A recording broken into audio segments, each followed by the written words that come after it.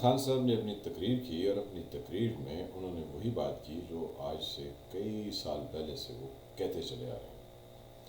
ایک چیز انہوں نے اور ثابت کرنے کی کوشش کی کہ صرف وہ محب وطن ہیں اور بقایا سب بکو مال ہے۔ پھر انہوں نے ایک اور چیز ثابت کرنے کی کوشش کی کہ صرف عقل سلیم ان کے پاس ہے، بقایا سب جاہل مطلق یا ابو الجہل۔ اور اس کے ساتھ ہی ہمیں نواز شریف صاحب یاد آ گئے، جنہوں نے جب ان کے خلاف پاناما کیس چلا تو انہوں نے کہا مجھے کیوں نکالا۔ تو اب عمران خان صاحب جو ہیں وہ اتوار کے بعد سے کہیں گے مجھے انہوں نے نکالا جن کے خلاف میں نے اتنا بڑا بیانیہ بتایا تھا۔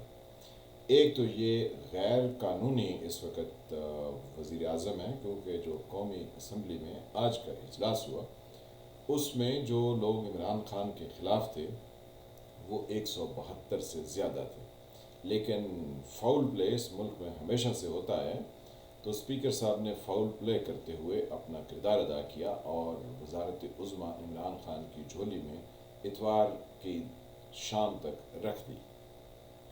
کتنا ہی عجیب ماجرا ہے کہ ہمارے وہ احباب جن کو اسٹیبلشمنٹ ہمارے سروں پر لا کے بٹھاتی ہے، پھر وہ ایسے ایسے کارنامے کرتے ہیں کہ اس ملک کی نیا کو ڈبونے کے مترادف ہوتا ہے۔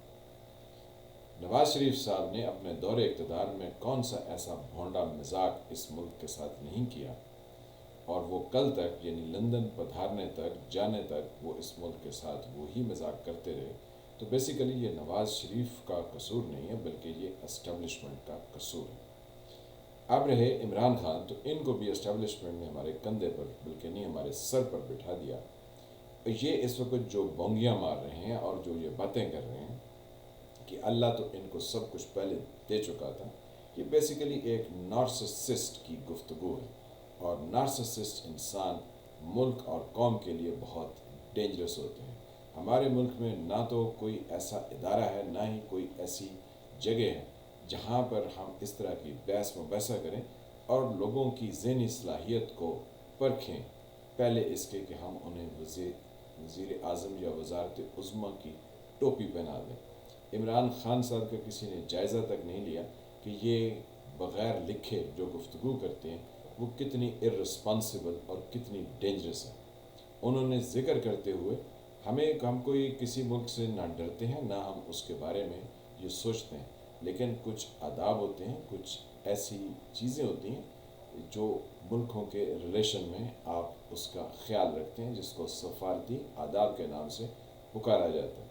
تو آپ جو ہے وہ یہ ساری گفتگو کر لیں، لیکن اس میں سارے وہ کام کر دیں کہ جی یہ ویسٹرن کنٹریز اور امریکہ جو ہے وہ میرے خلاف ہے، تو بنیادی طور پر یہ آپ اپنی ذات کے فائدے ڈھونڈ رہے ہیں۔ نہ تو ان ممالک کے پاس وہ ٹائم ہے، نہ وہ سیاست ہے جو آج سے بہت دہائیوں پہلے ہوا کرتی تھی۔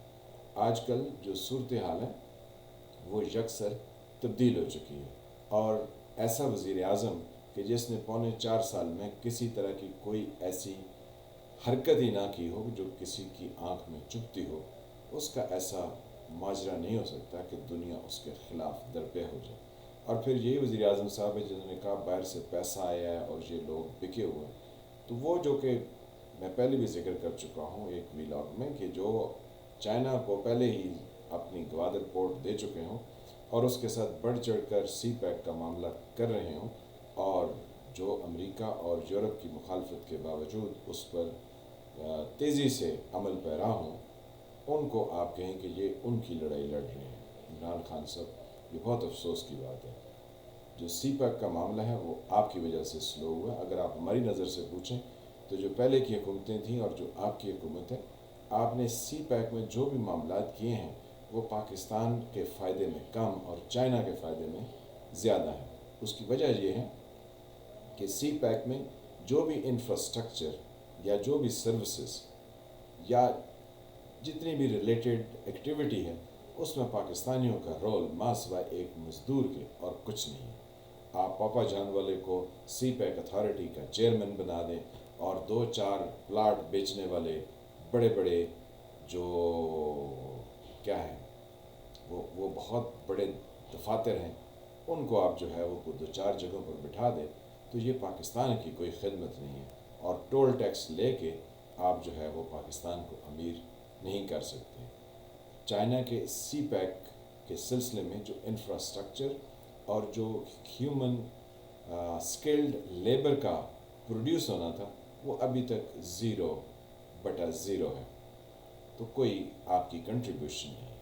بقایا آپ جن ملکوں سے اپنی ایکسپورٹس کرتے ہیں، جہاں پر آپ کی ریمیٹنسز آتی ہیں، آپ انہی کے خلاف جو ہے وہ گفتگو کر کے پاکستانیوں کے لیے بہت مسائل کھڑے کر رہے ہیں۔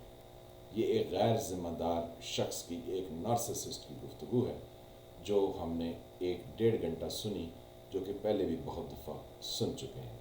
رہا سوال کہ لوگ نہیں معاف کریں گے اور لوگ نہیں دیکھیں گے، تو عمران خان صاحب واقعی لوگ آپ کو بالکل معاف نہیں کریں گے، اور لوگ آپ کے ساتھ جڑے ہوئے فواد چودھری اور شیخ رشید جیسے اور شاہ محمود قریشی جیسے اور ان جیسے اور بہت سے لوگوں کو کبھی فراموش نہیں کریں گے جنہوں نے ان کو اس حال تک پہنچا دیا۔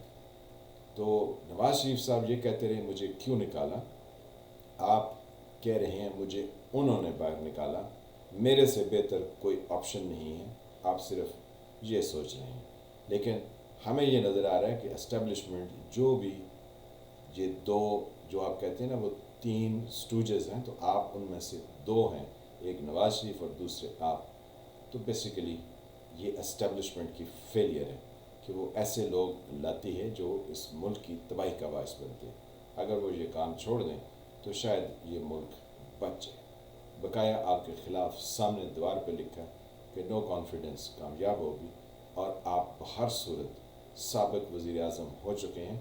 اب آپ 2 دن یعنی جمعہ اور ہفتہ اور اتوار کا بھی دن اگر شامل کر لیں تو آپ کو 2.25 دن جو ہے وہ غیر قانونی وزیر اعظم کی کرسی پر زبردستی بیٹھے ہیں، اور آپ یہ نہیں کہہ سکتے میں کسی کے آگے جھکتا نہیں ہوں۔ آپ اپنے چھوٹے چھوٹے اتحادیوں کے آگے جھکے ہیں اور جا کے ان کی منتیں کرتے ہیں، جن کو آپ کہتے ہیں کہ ان کے دماغ اور ان کے ضمیر بک چکے ہیں۔ آپ انہیں کہتے ہیں واپس آ جاؤ، تم دودھ سے نہا جاؤ گے، تم پاک صاف ہو جاؤ۔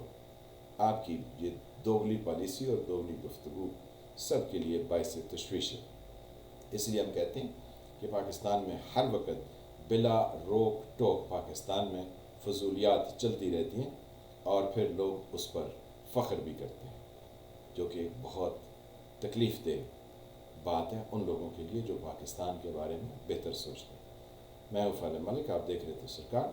ملتے ہیں کسی نئے ٹاپک کے ساتھ، تب تک کے لیے ہاں، جن فرینڈز نے میرے چینل کو سبسکرائب نہیں کیا وہ اس کو سبسکرائب کریں، اور گھنٹی کے نشان کا بھی دبا دیں تاکہ آپ کو نئی ویڈیوز ملتی رہیں۔ تب تک کے لیے خدا حافظ۔